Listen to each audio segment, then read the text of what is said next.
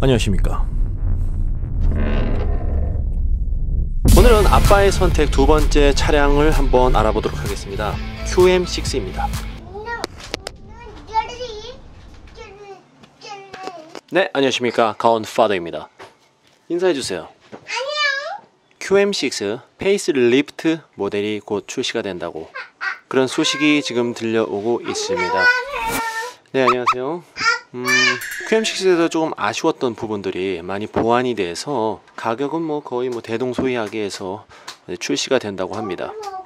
뒷자리 리클라이닝 문제, 그리고 S링크에서의 어떤 내비게이션 선택시 UI의 어떤 개선, 안드로이드 오토도 아마 지원이 된다는 얘기가 있는 것 같습니다. 일단 애플 카플레이도 이제 풀 화면이 이제 지원이 된다고 이제 하네요. 운전석 메모리 시트 기능과 그리고 결정적으로 이제 스마트 크루즈 컨트롤, 요즘에 능동 안전형 기술, 그런 것들이 좀 더 요즘 죄송하지만요. 아빠!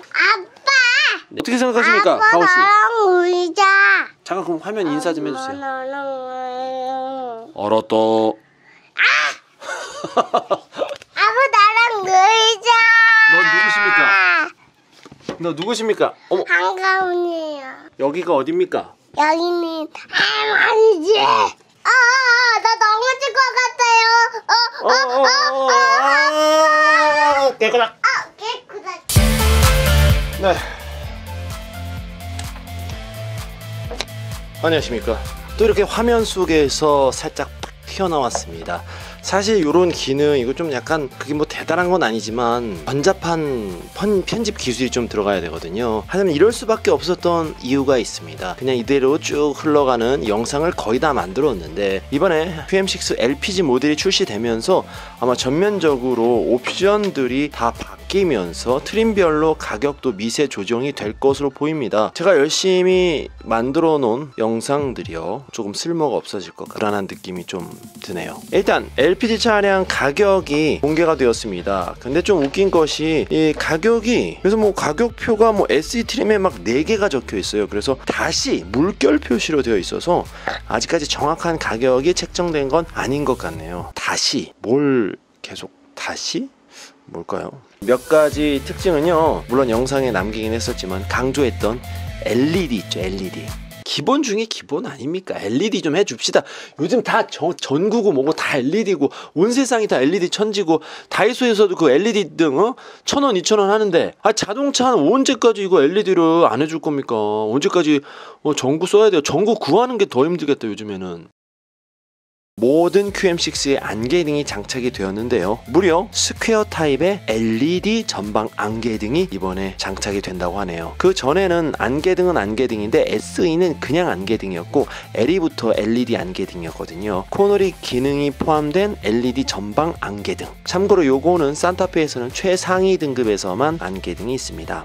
그거 말고 또 눈에 띄는 게 모두가 기다렸던 바로 그 기능, QM6를 선택하고자 했던 사람들이 요것 때문에 많이들 빠져나갔습니다. 바로 그게 리클라이닝 기능이 확실하게 전 차량에 장착이 되었습니다. 아마도 휠 디자인이 공개가 되진 않았지만 휠 디자인도 좀 많이 바뀔 것으로 예상이 됩니다. 그리고 LED 트림 같은 경우에는 특별히 기본 품목에서는 바뀐 것은 없지만 기존에 선택이 많지 않았던 옵션, 선택 품목이 대폭 개선되어서 아주 많은 다양한 선택 품목을 고를 수 있게 만들었습니다. 파노라마 선루프 루프렉 기존과 동일하고요. 하이패스 시스템, 운전석 파워 시트, 전자식 파킹 브레이크가 없었는데 15만원만 추가하면 이것도 가능하게 되었습니다. 또 S링크 패키지를 1, 2로 나뉘어서요, 1에서는 3군요 3에선 192만원을 들여서 더 많은 기능을 포함시키고요, 또 다른 것들은 기존과 동일하네요. 또 RE 트림도 마찬가지입니다. RE 트림부터 중요한 건 360도 주차 보조 시스템과 주차 조향 보조 시스템이 기본으로 장착되어 있습니다. 그 전에는 요거를 선택조차 할 수가 없었고, RE 시그니처부터 360도 주차 보조 시스템과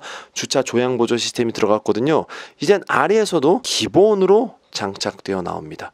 차값은 조금 올랐겠죠. 근데 여긴 계속 다시라고 해서 정확하게 말씀드리기가 조금 애매하네요. 그 다음에 선택 품목에서도 S링크 8.7인치 내비게이션을 따로 69만원으로 책정해 놨고요. 요거를 좀 사람들이 원하지 않을 경우에 요것만 하나 딱 걸러낼 수 있게끔 이런 것은 조금 괜찮은 선택 기회인 것 같아요. 비슷비슷한데 여기서도 한 가지 추가된 게 시에나 브라운 가죽 시트 패키지가 59만원 해서 여기에 운전석 파워 시트가 또 내장되어 있고 뒷좌석 억스 단자 및 2개의 충전 포트와 USB 단자, 리어 에어벤트 크롬 베젤, 이건 베젤이고요. 클러스터 캡 스티치. 어찌됐든 이것도 꽤 괜찮은 선택 품목 같아요.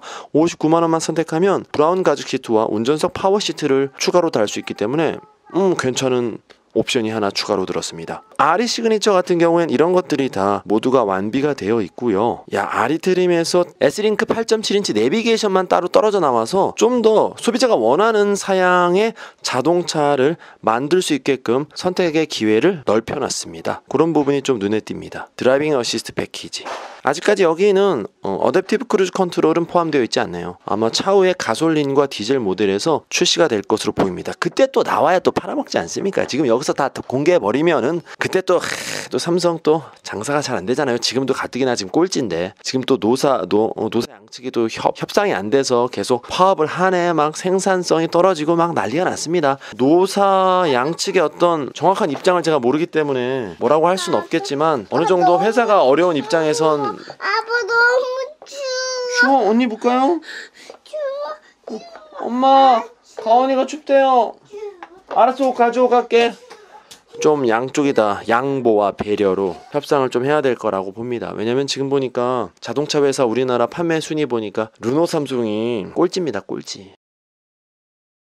아마도 기존의 S링크 같은 경우에 8.7인치 같은 경우엔 모든 트림에서 물론 SE에선 이번에도 마찬가지로 옵션을 선택을 할 수가 없게 되어 있습니다. 여기서도 아마 기본적으로 LE부터 가야 좀 더 괜찮은 QM6를 뽑을 수 있지 않을까. 물론 그렇다고 해서 SE가 나쁘진 않아요. SE만으로도 충분히 괜찮은 차량을 뽑을 수는 있습니다. 하지만 조금 욕심을 부린다면 LE 정도. 어차피 가격 차이가 많이 나진 않으니까 LE가 아마 가장 무난한 선택이 되지 않을까 합니다. 이번에 또 RE도 굉장히 좋아졌습니다. 기존에 없었던 360도 이런 것들, 그리고 주차 조향 보조 이것도 기본 탑재되어 있습니다. 기존에는 S링크 패키지를 아마 무료로 서비스 할인하는 것 같은 느낌으로 기본 장착 서비스를 해줬습니다. 그래서 보통 한 108만원 정도 상당히 되는 것들이 이제 무료 장착이 되었죠. 아마 이번에 새로 페이스리프트가 되면서 LPG 모델이 추가되면서 그런 행사는 살짝 없어질 것 같긴 한데요. 또 모르죠. 워낙 르노 삼성이 위치가 안 좋으니까 그런 것도 서비스를 해줄 수도 있고요. 그럼 좋고요. 혹시 만약에 없을 경우에 너무 걱정하지 마십시오. 제 생각엔 올 겨울쯤엔 다시 아마도 S링크 패키지는 무료로 제공되는 그런 서비스 기회가 생길 거라고 보시니까요. 특별히 급하신 분들은 이번에 새로 나온 LPG 차량을 구매하시고 조금 급하지 않으신 분들은 연말이나 그때쯤에 한번 기회를 또 한번 노려보시는